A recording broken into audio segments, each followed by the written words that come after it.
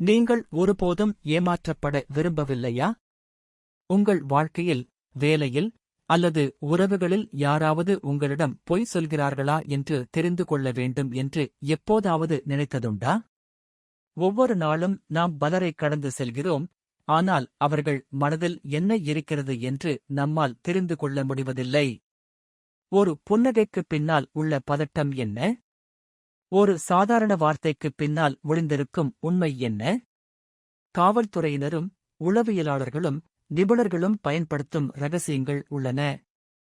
அவைதான் உளவியல் தந்திரங்கள். இந்த சக்தி வாய்ந்த 7 தந்திரங்களை நீங்கள் தெரிந்து கொண்டால், நீங்கள் ஒரு மனித பொய் கண்டுபிடிக்கும் கருவியாக மாறிவிடுவீர்கள். இந்த அற்புதமான திறமையை கற்றுக்கொள்ள நீங்கள் தயாரா? பொய்களை விலக்க உண்மையின் உலகத்திற்குள் நுழையுங்கள். வணக்கம் நண்பர்களே. இந்த வலைப்பதிவுக்கு உங்களை அன்புடன் வரவேற்கிறேன். இப்போது நாம் கற்றுக்கொள்ளப் போவது ஒரு பாடம் மட்டுமல்ல, இது ஒரு சூப்பர் பவர். பெரும்பாலான தகவல்கள் வார்த்தைகளால் அல்ல, மாறாக உடல் மொழி மற்றும் பேச்சு முறைகள் மூலமே வெளிப்படுகின்றன. அந்த நுட்பமான சைகைகள், பார்வைகள், வார்த்தை தேர்வுகளை புரிந்துகொள்வது எப்படி என்று பார்ப்போம். நீங்கள் யாரை நம்பலாம், யாரை நம்பக்கூடாது என்பதை இந்த 7 தந்திரங்கள் உங்களுக்கு தெளிவாகக் காட்டும். பொய் கண்டுபிடிக்கும் 7 உளவியல் தந்திரங்கள்.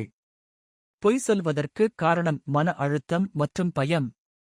உளவியல் ரீதியாக, இந்த மன அழுத்தமானது சில மாற்றங்களை ஏற்படுத்தும்.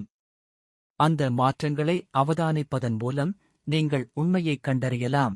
1. கண்களை கவனியுங்கள். கண்களை ஆன்மாவின் ஜன்னல்கள் என்று அழைக்கிறார்கள். பொய் சொல்லும்போது ஒருவர் கண்களை பயன்படுத்தும் விதம் மாறும். கண் தொடர்பை தவிர்ப்பது. பொதுவாக பொய் சொல்பவர்கள் கண் தொடர்பை தவிர்க்க முயற்சி செய்வார்கள்.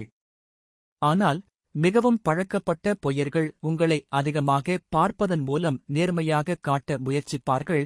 இது சங்கடமாகத் தெரியும். அதிகமாக சிமிட்டுதல். வழக்கத்தை விட வேகமாகவோ அல்லது அதிகமாகவோ கண் சிமிட்டுவது பதற்றம் அல்லது பொய்யை குறிக்கலாம். பார்வையின் திசை.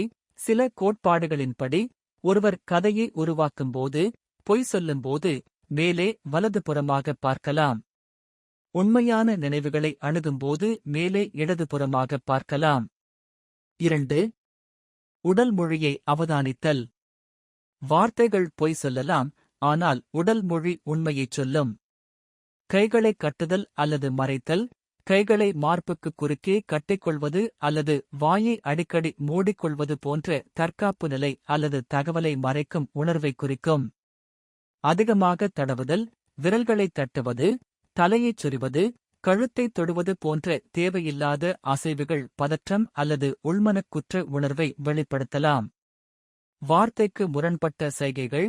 ஆம் என்று தலையசைக்கும்போது, தலையை இல்லை என்பது போல் மெதுவாக அசைப்பது, அவர் பேசும் வார்த்தைக்கும் அவர் உணரும் எண்ணத்திற்கும் உள்ள முரண்பாட்டைக் குறிக்கும். 3. பேச்சின் தொனியைக் கேளுங்கள். பேசும் வார்த்தைகளை விட எப்படி பேசுகிறார்கள் என்பது முக்கியம். குரலின் ஏற்ற இறக்கம். பொய் சொல்லும்போது குரலின் பிட்ச் வழக்கத்தை விட உயரலாம் அல்லது திடீரெனக் குறையலாம். பேச்சின் வேகம். சிலர் மிகவும் வேகமாக பேசி சீக்கிரம் விஷயத்தை முடித்துவிட முயற்சிப்பார்கள். வேறு சிலர் பதட்டத்தால் வார்த்தைகளுக்கிடையே அதிக இடைவெளியை எடுக்கலாம். அதிகரித்த கால தாமதம். கேள்வி கேட்டவுடன் உண்மையைச் சொல்பவரை விட பொய் சொல்பவர் பதிலளிக்க அதிக நேரம் எடுத்துக்கொள்வார். ஏனெனில் அவர்கள் கதையை உருவாக்க வேண்டும். 4. அதிகப்படியான அல்லது குறைவான விவரங்கள். பொய் சொல்பவர்கள் 2 வழிகளில் மாட்டிக்கொள்வார்கள். அதிகப்படியான விவரங்கள். தங்கள் கதையை நம்ப வைக்க தேவையில்லாத மிக அதிகமான அல்லது சம்பந்தமில்லாத சிறிய விவரங்களைச் சேர்ப்பார்கள். குறைவான விவரங்கள். கேள்வி கேட்கும்போது உண்மையைச் சொல்பவர்கள் மேலும் விவரங்களைச் சொல்வார்கள். ஆனால் பொய் சொல்பவர்கள் குழப்பத்தைத் தவிர்க்க சுருக்கமான பதில்களைக் கொடுப்பார்கள். 5. கதை மாறுதலைக் கவனியுங்கள். உண்மை மாறாது, பொய் மாறும். கேள்விகளை மாற்றிக் கேளுங்கள். ஒருமுறை ஒரு கேள்வியைக் கேட்டுவிட்டு சிறிது நேரம் கழித்து அதே கேள்வியை வேறு ஒரு கோணத்தில் தலைகீழாக அல்லது எதிர்பாராத விதத்தில் கேளுங்கள். கதை முரண்பாடு. உண்மையான கதை மனதில் ஆழமாக பதிந்திருக்கும். ஆனால் பொய்யான கதை நினைவில் வைத்துச் சொல்லப்படுவது. எனவே பின்னால் கேட்கப்படும் கேள்விகளுக்கு அவர்களின் பதில்கள் முரண்பட்டால் அல்லது மாறினால் அது ஒரு பெரிய சிவப்பு கொடி. 6. தனிப்பட்ட பிரதிபெயர்களை அவதானித்தல். பொய் சொல்பவர்கள் தங்கள் கதையிலிருந்து தூர விலகி இருக்க முயற்சிப்பார்கள். நான், எனது, என்னை போன்ற முதல் நபர் பிரதிபெயர்களை குறைவாக பயன்படுத்துவார்கள். அதற்கு பதிலாக அவன், அவள், அது என்று மூன்றாம் நபர் பிரதிபெயர்களை அதிகமாக பயன்படுத்தி அந்த நிகழ்வின் பொறுப்பில் இருந்து விலகி நிற்பார்கள். 7. உணர்ச்சிப்பூர்வமான வார்த்தைகளைத் தேடுங்கள். பொய் பேசும்போது ஏற்படும் குற்ற உணர்வு அல்லது பதட்டத்தை அவர்களது வார்த்தை வெளிப்படுத்தும். அவர்கள் சொல்லும் கதையில் வெறுப்பு, வருத்தம், பயன் இல்லாதது போன்ற எதிர்மறை உணர்ச்சி வார்த்தைகள் அதிகமாக இருக்கலாம். அவர்கள் கூறும் உண்மைக்கு சற்றும் சம்பந்தமில்லாத கோபம் அல்லது வருத்தம் போன்ற உணர்ச்சி வெளிப்பாடுகள் இருந்தால் அது அவர்கள் மனதின் உள்ளே நடக்கும் குழப்பத்தின் அறிகுறி.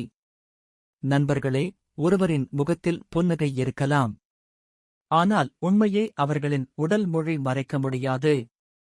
இந்த 7 தந்திரங்களை நீங்கள் கற்றுக்கொண்டால் யாரும் உங்களை ஏமாற்ற முடியாது. இவை ஒரு சூழ்நிலையில் மட்டும் இல்லை.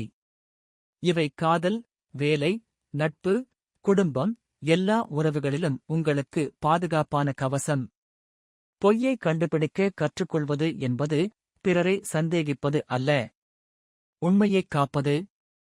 உண்மைதான் நம்மை உயர்த்தும் சக்தி. அதை உணர்ந்தவனே வாழ்க்கையில் திசை தவறமாட்டான். இது உங்கள் நண்பன் புத்தா சஸ்திரா. இப்படி மனம் மற்றும் வாழ்க்கையின் ரகசியங்களை அறிய விரும்பினால் ஏலாய்கேயி ஷேர், சப்ஸ்கிரைப் பண்ணுங்க. அடுத்த வீடியோவில் இன்னொரு ரகசியத்தை பார்ப்போம்.